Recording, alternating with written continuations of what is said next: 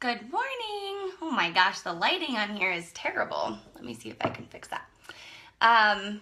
Hope everyone's doing well. Hope everybody had a great Thanksgiving. I've been taking a little, not so much a break from social media, but I haven't been around as much as I usually am. And I wanted to stay true to my word. I said that I would talk about some of the things I've learned at conferences recently.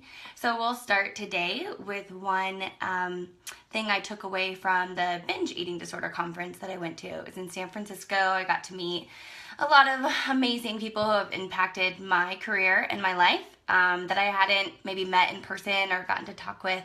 And so that was just a really cool experience. And by far, the most impactful piece of information or talk that I walked away with was a talk on embodiment.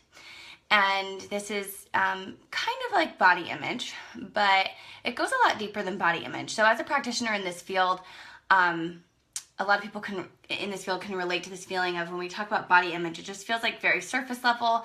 We don't really know how to really help somebody else feel better about their body image. I mean, there's lots of different things we can try and different activities we can do, and it's something that with eating disorders, we say it comes on, it's kind of the first thing to come on and the last thing to leave, and it's something that sort of unfolds throughout the process.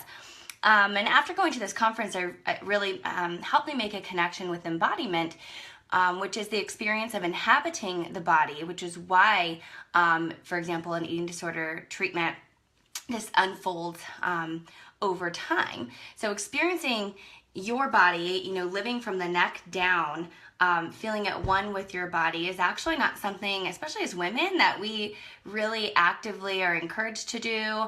And there are a lot of things that take us out of embodiment, basically.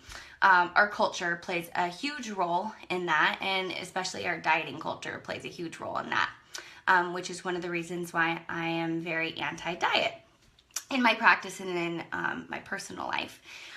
This is also incredibly relevant to us as mothers or women who are wanting to become mothers, because we go through so much change. We go through change on a mental level, an emotional level, a physical level. We feel, we're adopting this kind of new identity, and there are a lot of challenges that come up that we don't expect to experience, and it's really easy to become disembodied, to really want to distract from all of the stuff we're feeling from the neck down. Our brains are really active in telling us kind of how our bodies should look, or how we're feeling, or what we should be doing, or how we should be taking care of ourselves, and that's not necessarily the best way for us to seek self-care or to get support that we need. When I was in the conference session, some of the really great questions that they asked us were, what's between you and being at home in your body, in your own life and in your professional life?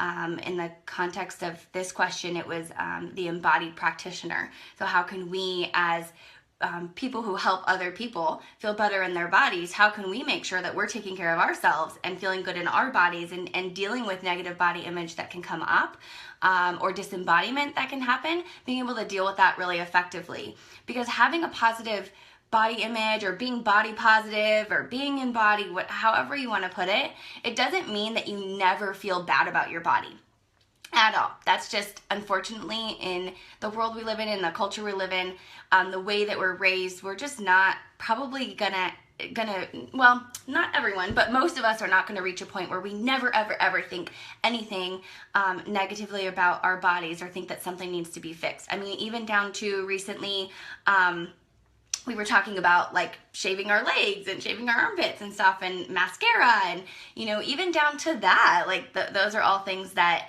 I'm not necessarily saying there's one right way or another way to go about those things, but even down to those everyday things that a lot of us just do.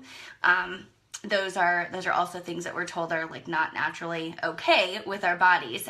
Those maybe are less of a problem than some of the other more harmful things, or the things that lead to more harmful activities like dieting, can lead to some really harmful practices.